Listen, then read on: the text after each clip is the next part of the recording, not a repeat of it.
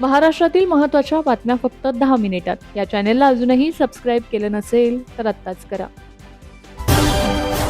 शेतकरी कर्जमाफी आणि बँक ई-केवायसी संदर्भात एक महत्त्वपूर्ण आणि शेतकऱ्यांसाठी दिलासादायक बातमी समोर आली आहे. ज्या शेतकऱ्यांची थकबाकी 2 लाख रुपयांपर्यंत आहे त्या सर्व पात्र शेतकऱ्यांचे कर्ज पूर्णपणे माफ केले जाणार असून बँकेकडून नील दाखला मिळतात दुसऱ्या दिवशी नवीन पीक कर्ज वाटप करण्यात येणार असल्याची घोषणा राज्य सरकारकडून करण्यात आली आहे.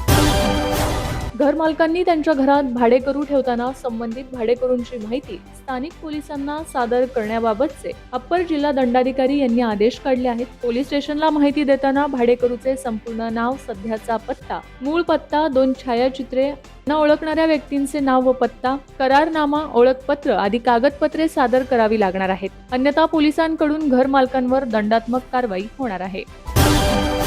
बहुप्रतीक्षित शिवाजीनगर हिंजवडी मेट्रोची चाचणी यशस्वीपणे पूर्ण झाली आहे. मेट्रो मार्गिका क्रमांक 3 वर मेट्रोची ट्रायल रन पूर्ण झाली. प्रवासी सेवा सुरू होण्याच्या दिशेने पुणे मेट्रोचा आणखी एक महत्त्वाचा टप्पा पूर्ण झालाय. शिवाजीनगर हिंजवडी हा मार्ग 23.203 किलोमीटरचा आहे. या नव्या मार्गावर एकूण 23 स्थानके आहेत. यामुळे हिंजवडी आयटी पार्क ते शिवाजीनगर आणि जिल्हा न्यायालय परिसर जोडला जाणार. पहिल्या टप्प्यात 12 स्थानकावरून प्रवासी सेवा सुरू होणार आहे.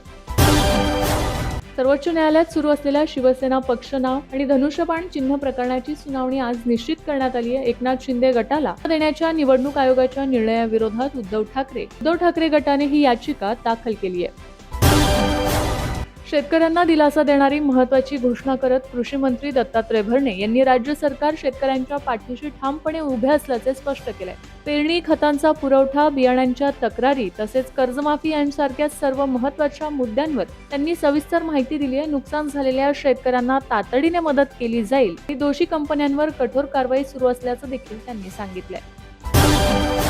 जन्म आणि मृत्यूची उशिराने होणारी नोंदणी अधिक कडक करण्यासाठी केंद्र सरकारने बुधवारी लोकसभेत विधेयक सादर केले. या विधेयकानुसार 2 वर्षांपेक्षा जास्त उशिराने जन्म किंवा मृत्यूची नोंदणी करायची असल्यास प्रथम श्रेणी न्यायिक दंडाधिकाऱ्याची परवानगी घेणे बंधनकारक असणार आहे. 1 ऑगस्ट 2026 पासून खोल समुद्रातील विशेष आर्थिक क्षेत्रात म्हणजेच किनाऱ्यापासून 12 सागरी मैलांपुढील खोल समुद्रात मासेमारीला परवानगी देण्यात आली आहे. मात्र किनाऱ्यापासून 12 सागरी मैलांपर्यंतच्या महाराष्ट्राच्या प्रादेशिक जलक्षेत्रात 15 ऑगस्ट पर्यंत मासेमारीवरील बंदी कायम राहणार असल्याची माहिती मत्स्य व्यवसाय विभागाने दिली आहे. एसटी महामंडळाने एसटी प्रवासात शासनाच्या विविध सवलतींचा लाभ घेण्यासाठी एनसीएमसी स्मार्ट कार्ड अनिवार्य करण्याचा निर्णय घेतला. यानुसार एनसीएमसी कार्डसाठी 1 सप्टेंबर पर्यंत मुदतवाढ देण्यात आली आहे. अनेक ज्येष्ठ नागरिक आणि महिलांना अद्याप एनसीएमसी स्मार्ट कार्ड प्राप्त झाले नसल्याने त्यांची गैरसोय होऊ नये यासाठी हा निर्णय घेण्यात आलाय. राज्यातील महापालिका, नगरपालिका तसेच नगरपंचायतीच्या क्षेत्रात राज्य सरकारच्या निधीतून होणाऱ्या विकास कामांचे तांत्रिक आणि सामाजिक लेखापरीक्षण करण्यासाठी कृत्रिम बुद्धिमत्ता, जिओ टॅगिंग आणि जीआयएस मॅपिंग या अत्याधुनिक तंत्रज्ञानाचा वापर केला जाणार आहे. त्यामुळे विकास कामांचा दर्जा सुधारून कामांमध्ये पारदर्शकता येणार असल्याचा दावा नगरविकास विभागाने केला आहे.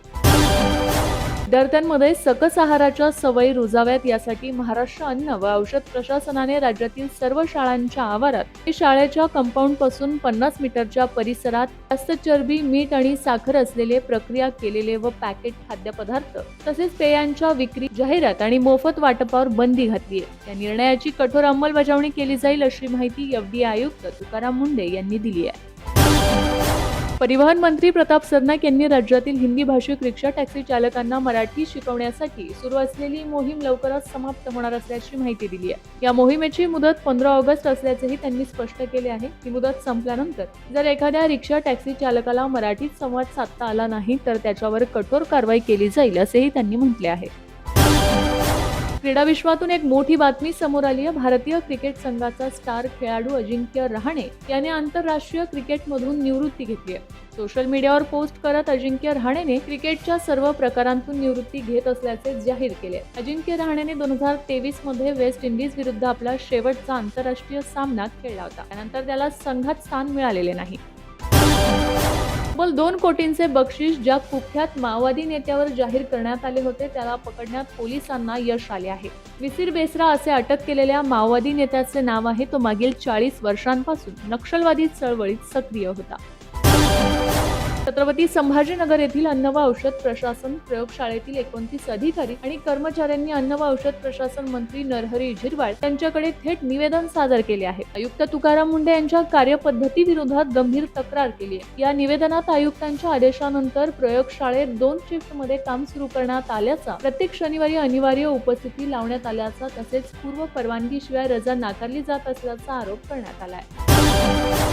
राज्य सरकारने जाहीर केलेल्या पुण्यश्लोक अहिल्यादेवी होळकर शेतकरी कर्जमुक्ती योजना 2026 ची प्रभावी अंमलबजावणी करण्याचे आदेश महसूल मंत्री चंद्रशेखर बावनकुळे यांनी राज्यातील सर्व जिल्हाधिकाऱ्यांना दिले आहेत. कर्जबाजारीपणामुळे महाराष्ट्रात यापुढे एकाही शेतकऱ्याची आत्महत्या होऊ नये यासाठी प्रशासनाने समन्वयाने संवेदनशीलतेने काम करावे असे त्यांनी स्पष्ट केले आहे.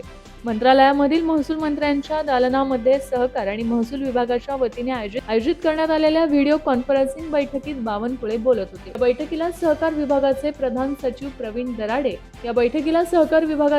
सचिव प्रवीण दराडे यांचीही उपस्थिती होती.